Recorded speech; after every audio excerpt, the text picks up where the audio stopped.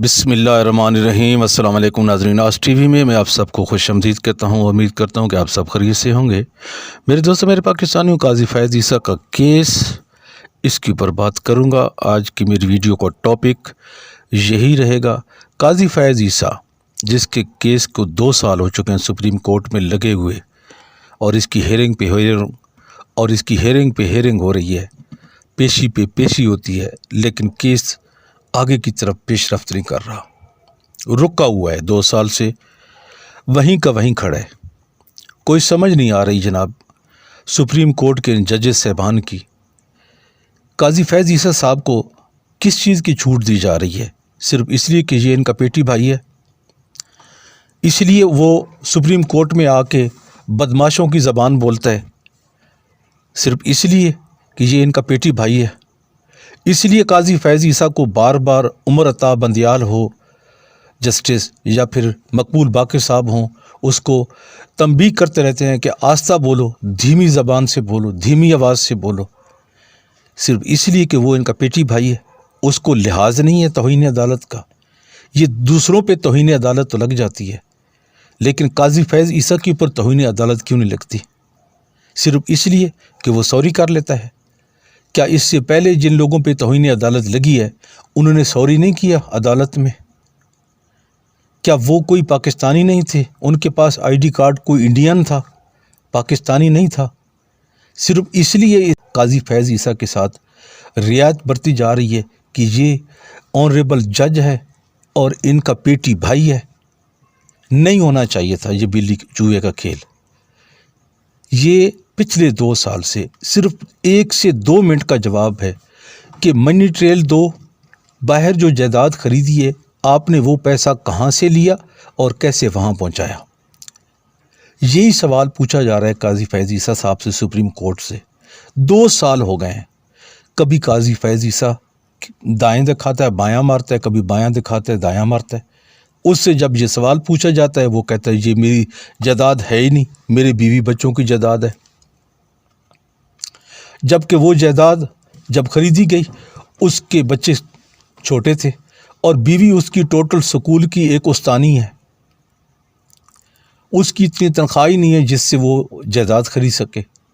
अब ज़ाहिर है, जब बीवी की इतनी तनख्वाह नहीं है, तो ये सारे पैसे, अगर उसकी तनख्वाह भी हो, ये सारा अगर अब इसको इकट्ठा करके इसको जमा कर लें, तब भी इतने पैसे नहीं बनते काजी फैज़ ईसा की बीवी के। जितनी उसकी सर्विस है, तब भी उसके इतने पैसे नहीं बनते। अगर इस तनख्वाह को 3 गुना ज़्यादा भी कर दिया जाए जो उस वक्त उसकी बीवी की तनख्वाह थी, तो भी उस जायदाद के पैसे ज़्यादा हैं, यूरो में हैं। तो फिर कैसे उसने ख़रीदी? एक ही वजह है कि उसने नहीं ख़रीदी, ये काजी फैज़ ईसा के पैसों से जायदाद खरीदी गई। काजी फैज़ ईसा ने को पाकिस्तान में थोड़ा मार तो नहीं मारा। आपके सामने की बात है, Hudaibiya paper mill open and shut case था शरीफ ख़ानदान के लिए। सारा शरीफ ख़ानदान इसमें फंसता था और जायज़ था, जिसका वादा माफ गवाह इसहाक डार था, जो उनका वज़ीर ख़जाना था और उनका समधी रिश्तेदार भी था, जो सारा कुछ मान चुका था। लेकिन उसके बावजूद काजी फैज़ ईसा साहब आए और पहली पेशी में कह दिया, उसको टेक्निकल बुनियादों पे केस को बंद किया। और क्यों बंद किया? आप समझ सकते हैं इस बात को। मेरे जज साहबान से ये सवालात हैं, क्या आप नहीं समझ सकते? आप पाकिस्तानी नहीं हैं, आप पाकिस्तान में नहीं रहते कि काजी फैज़ ईसा साहब ने वो केस अगर बंद किया है तो उसके बदले में उसको कुछ नहीं मिला होगा? मिला होगा। मैं एक नाचीज़ आम सा आदमी हूँ, मैं अगर समझ सकता हूँ तो आप नहीं समझ सकते? आप जो इतने बड़े ओहदों पे बैठे हैं, सुप्रीम कोर्ट के जज हैं, तो क्या आपको पता नहीं है? दबाव डालें आप इसके ऊपर, जिस तरह दूसरे कैदियों पे दबाव डाला जाता है। क्या काजी फैज़ ईसा साहब आसमान से उतरे हुए हैं? कोई इनके ऊपर कोई कानून लागू नहीं होता, क्योंकि ये आपके पेटीवाल हैं। आप इनसे सख्त सवाल प्यार के लहजे में करते हैं, और आम कैदी से आप कोई नरम सवाल भी करना चाहे तो वो सख्त लहजे में करते हैं। क्यों? یہ پاکستان میں دو قانون کیوں ہیں؟ ایک غریب کے لیے اور ایک امیر کے لیے۔ آپ تو کم از کم جج ہیں، اور پھر وہ بھی سپریم کورٹ کے جج ہیں۔ اللہ تعالیٰ کو آپ نے جواب دینا ہے اس چیز کا۔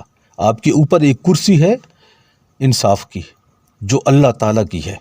جب 3 فٹ زمین میں جاؤ گے نا، تو اس کا جواب آپ کو وہاں جا کے دینا پڑے گا کہ قاضی فیض عیسیٰ کے ساتھ آپ نے اسی لیے نرمی برتی چونکہ وہ آپ کا پیٹی بھائی تھا، حالانکہ آپ جانتے تھے کہ وہ مجرم ہے، اس نے یہ جرم کیا ہے، لیکن اس کے باوجود آپ نے 2 سال لٹکائے ہیں اس کے کیس کو۔ ابھی 2 سال ہو چکے ہیں، ابھی مزید آپ 2023 تک اس کو لے جانا چاہتے ہیں۔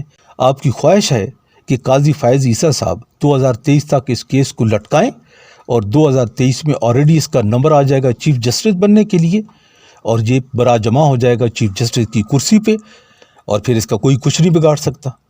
آپ بھی یہی چاہتے ہیں؟ یہ تو قاضی فیض عیسیٰ صاحب چاہتے ہیں، یہ تو نواز شریف چاہتا ہے، کیونکہ نواز شریف کے سارے کیسز قاضی فیض عیسیٰ نے آ کے ختم کرنے ہیں۔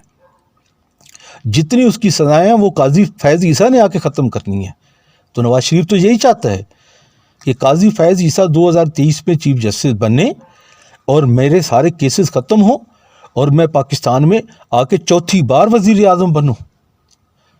تو میرے دوستو، میرے پاکستانیوں، بات دراصل یہ ہے کہ یہ لوگ جتنے دن دناتے پھر رہے ہیں، جس طرح رانا ثناءاللہ نے سرے عام دن دہاڑے میڈیا کے اوپر دھمکیاں لگائی ہیں، لاہور کے کمشنر کو اور بورڈ آف ریونیو کے ڈائریکٹر کو کیوں لگائی ہیں؟ صرف عدلیہ کی کمزوری کی وجہ سے، عدلیہ کے نظام کی کمزوری کی وجہ سے۔